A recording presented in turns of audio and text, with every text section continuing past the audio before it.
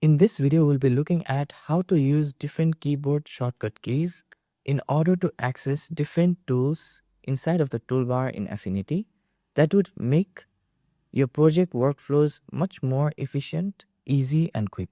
So before starting, if you haven't subscribed to our channel yet, please hit the subscribe button for new helpful tips and tricks related to Affinity. And with that said, let's get started with the video. We can access different tools inside of this toolbar in Affinity by using different shortcut keys associated with each of the tools that you see here. However, there are two basic fundamental approaches that you can use in order to access individual tools inside of these toolbar. So as per the first approach, as you can see right now, we have the move tool being selected by default. So if we want to select any other tools, we can first simply click a shortcut key inside of our keyboard in order to access that tools. For example, if we use the shortcut key of T, you can see that it has accessed the artistic tool inside of the toolbar. And if we click the V tool again, then it will revert our selection and select the move tool again inside of the toolbar. Let's select the shortcut key of T again in our keyboard, and you can see that it accesses the artistic tool again. Now inside of this tool, you can see that the artistic tool has been grouped or falls under the same category as the frame text tool. So if we press the T tool again, you will see that the tool cycles between the artistic text tool and the frame text tool. And if we press the V shortcut key again, then it will select the move tool again. And if we press the V key again, you will now see that it will again select the artistic text tool since it was previously selected. Now if we continuously press the V key again, it will cycle between the move tool and the artistic tool like so. So the thing is, it will cycle between the current tool that is selected and the previous tool that was selected. And this happens because the move tool does not have other tools inside of its category. That is, although you would say that other tools such as these perspective tools and mesh warp tools as well as the deform tools falls inside of the same box right here.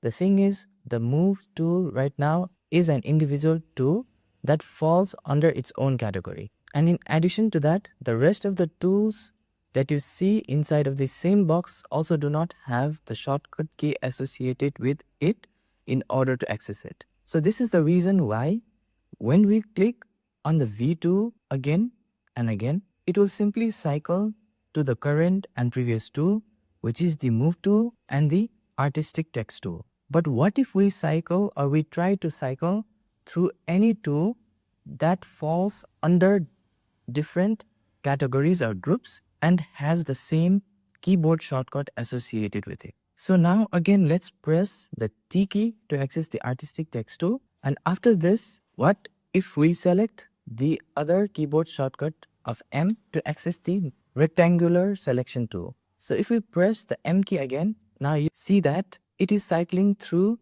the same categories of selection, that is the rectangular selection tool, the circular selection tool, and the other selection tool that falls under the same category and is associated with the same shortcut key of M. And if we press the T key again, then it will now cycle through the text tool if we continuously press through the T key in order to access the text tool that is associated with the same T shortcut key inside of the same categories or group. Now if we want to select the move tool again, we can simply press the shortcut key of V like so. So if you find this concept a bit complicated, now we can jump into approach 2, which is a lot more simpler and easier to understand comparatively to approach 1. So to work with approach 2, first of all, let's navigate to the top inside the Affinity settings and click on settings. After opening the settings, you can see that we have the settings box popped up right here.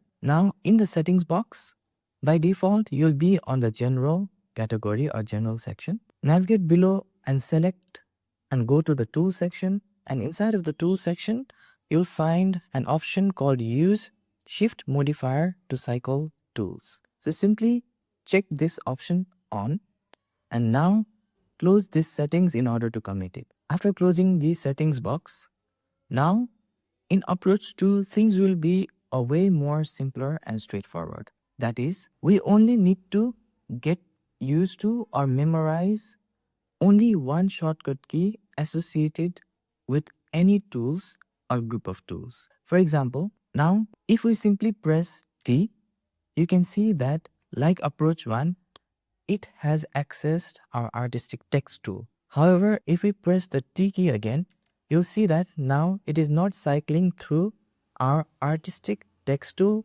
and frame text tool. So this time, as we have turned on the shift modifier key to access the tools inside the group of tools, we can use or we can hold down the shift key and then press the T key in order to shift or select between different tools like so. So we only need to get used to or memorize only one shortcut key that is associated to either a single tool or a group of tools. And then you can use the shift modifier key in order to cycle or swap between different tools that falls under that particular tool group. So for the next example, if I now press the J key in the keyboard, then now you can see that it has accessed our healing brushes too, including the red eye too. So if I press the J key again, it will not work like before, where pressing the J key or the T key continuously will cycle between the tools inside that particular group or category of tools. So in order to cycle between the tools, we can use the shortcut key or modifier key of shift now and press the J key, and this will cycle between each of the tools like so, as you can see here. And if we want to revert or go back to our previous move tool, we can simply press the V key. So if you are someone who loves using modifier keys and wants a much more simpler and straightforward approach besides the approach 1 that we looked into before, then you can stick with approach 2 in order to access your tools quickly inside of Affinity. Finally, if you are someone who finds both of these approaches very much complicated and confusing, then to begin with, you can simply use your mouse cursor and access different tools directly first and get used to the shortcut keys for those individual tools. And right after that, you can try using either approach 1 or approach 2. That would make your design workflow a lot more quicker. So if you find this video helpful, please click on the like button.